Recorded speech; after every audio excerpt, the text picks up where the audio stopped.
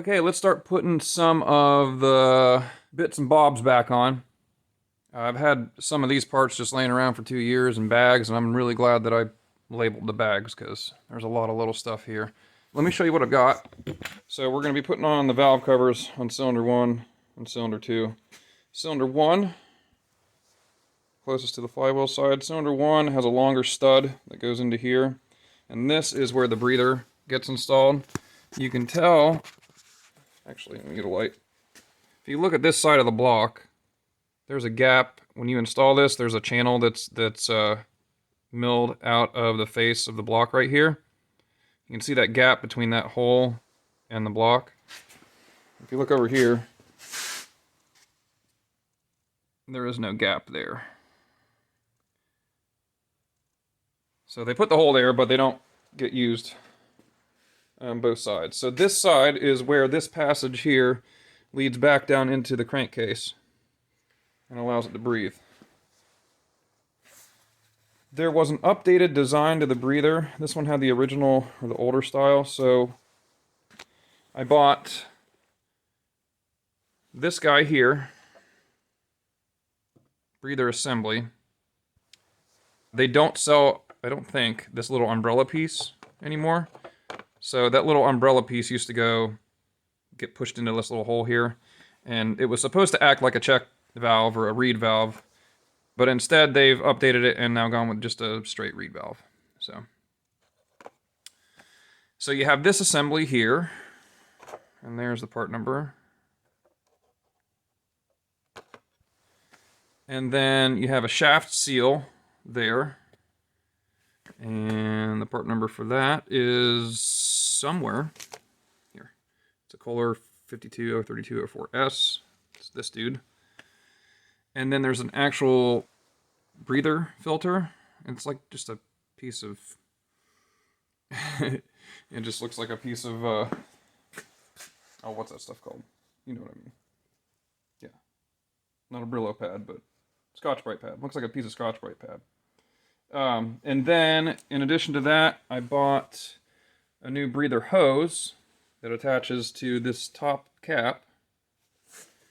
And then I have 3 new gaskets, so you'll need 3 gaskets to do both sides. And the gasket number there. And then I've cleaned up the plate that goes on this side and clean up the cover for this side. So let's go ahead and put that together. Before we get started, one thing I did do, you'll notice there is no fuel pump on it now. I bought this fuel pump block-off plate. I've made them myself before, but I've made them out of aluminum here in the shop, and they're just not as good. So I just went ahead and spent the $10 and bought one of these. So that would be, yeah, this cover here, fuel pump cover 240-282S, and then I bought the gasket for it too. You can make that stuff yourself. I have before, but for the time involved, I figured, why not? We'll buy it. I've deleted the fuel pump, not because it's bad, but because eventually it will be, and I'm going to install an electric pump on this one. This is going in a Cub 1882 over there. I probably haven't mentioned that in a while, but that tractor there is what's getting the engine. So, let's get started on the valve covers. Let's do the easy side first. Let's do this one. So, no adhesive required. We're just going to pop out the gasket and put it in.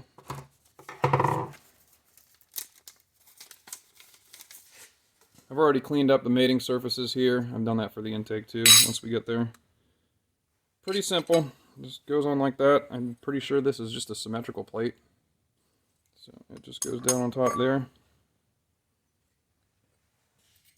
And there is a copper washer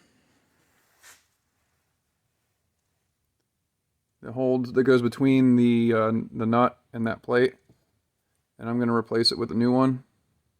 It's a little different, but it's something I've got here in stock, so I'm just going to replace it. Yeah, it's a little tight, but it'll go. Actually, rather it be a little tight. I'll seal that piece right there. And you just got a 1/4 20 nut I'm gonna line this, try to line this up with the face of the cover there.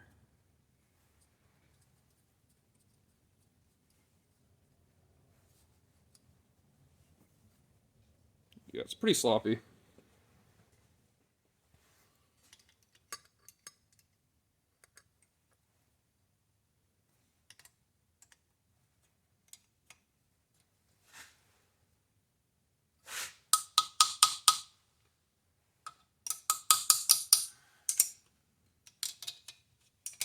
Just trying to get as much of this plate touching the outside face here so I don't get a leak. Let's see.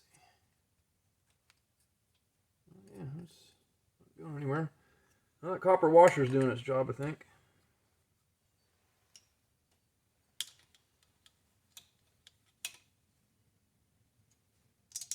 And we'll give her a little bit more. There we go. Like that. Starting to pull the center down there. This is a lot like the K-series covers. You just don't want to over torque that. This really should be like a nylock or something right here. But I don't think there's enough studs sticking out for that to be a nylock even, so. Alright, that side's done. That's pretty simple. This side has a specific orientation here. So this plate has, on the bottom, it's got a flange. So that flange goes up against here.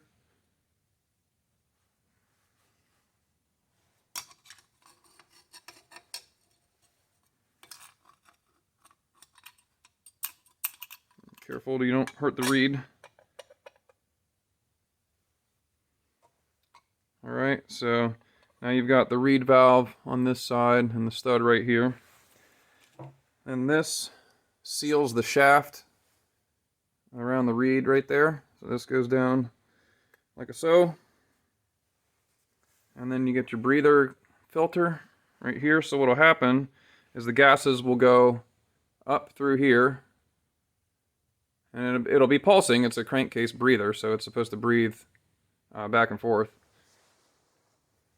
So you'll get, this valve will move, air will move in and out of this area here. It'll be forced through here, somewhat. I mean, it's not that sealed, but the fumes, which will form into droplets and get collected here, will then go up through this cover here. And then they'll go through the hose and up out. So let's go ahead and put the gaskets on now that I've kind of showed how it worked.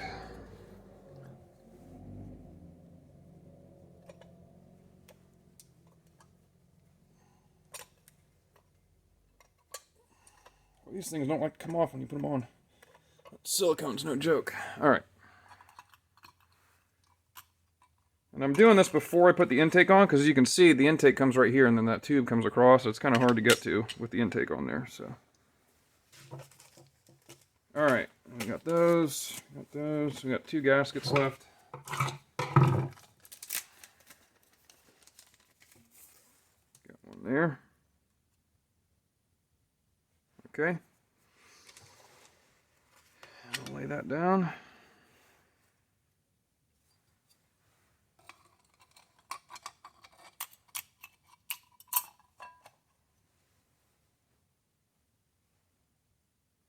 Okay. That dude there. I'm gonna rotate this so it kind of sits even with all that. There's a lot of slop in this stuff, so I'm kind of just moving stuff around. Make sure that reed valve hasn't shifted. This one moved a little bit when I put that down. Make sure it's still centered over the hole. Put your little janky filter in there. And then one more gasket.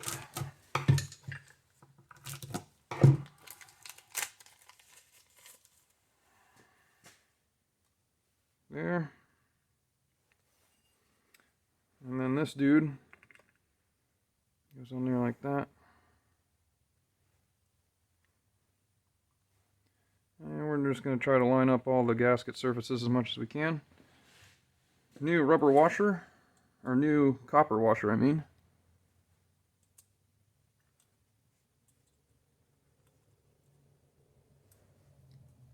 I might have to screw this on. Yeah, it's going.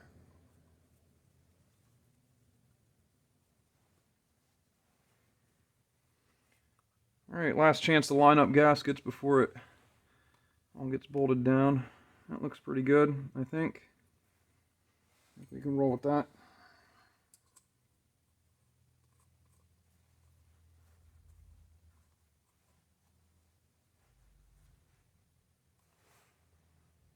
Okay, alright.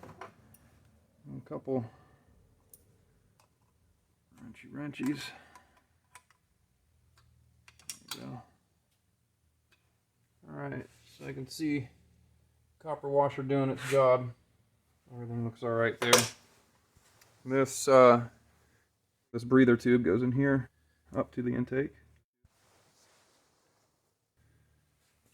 And I don't know which way that's going to get oriented yet. I think like that.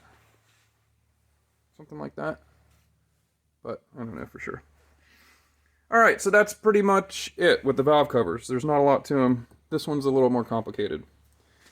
We'll come back and we will install the intake and the carburetor, and then we'll adjust the governor, and then everything will be sealed on the engine and we can work with the accessories. So, alright, we'll be back.